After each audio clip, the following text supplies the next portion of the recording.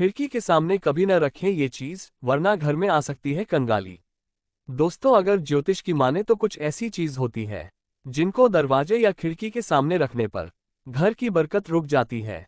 तो आइए जानते हैं क्या है वो चीजें। जब भी आप किसी घर का निर्माण करते हैं या फ्लैट लेते हैं तो उसमें सबसे ज्यादा महत्व आप प्रकाश को देते हैं और हवा की आवाजाही को भी। इसके लिए घर में सबसे ज्यादा महत्वपूर्ण होती है कमरों में लगी खिड़कियां।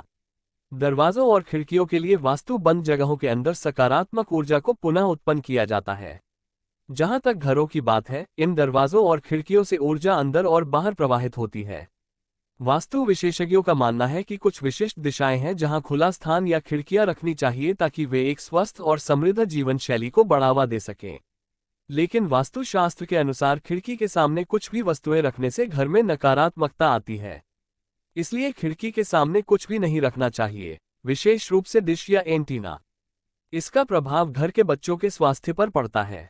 आइए जानते हैं खिड़की के सामने क्या रखना चाहिए और क्या नहीं। खिड़की के सामने डिश या एंटीना लगाने से घर में नकारात्मक ऊर्जा का प्रवेश होता है, जिसका प्रभाव घर की आर्थिक स्थिति के साथ साथ स्वास्थ्य पर भी पड़ता है।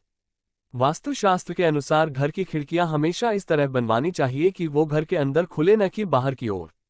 साथ ही इस बात का ध्यान दें कि खिड़कियां खोलते समय उसमें आवाज न हो। वास्तुशास्त्र के अनुसार खिड़की का निर्माण उत्तर दिशा की ओर कराया जाए तो अच्छा होगा। उत्तर दिशा धन के देवता कुबेर की दिशा कहा जाता है। ऐसे में उत्तर दिशा में खिड़की होने से घर में बरकत बनी रहती है।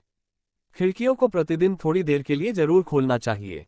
इससे घर में अच्छे प्रकाश के साथ सकारात्मक ऊर्जा का वास रहता है। पश्चिम दिशा में खिड़कियां रखी जा सकती हैं।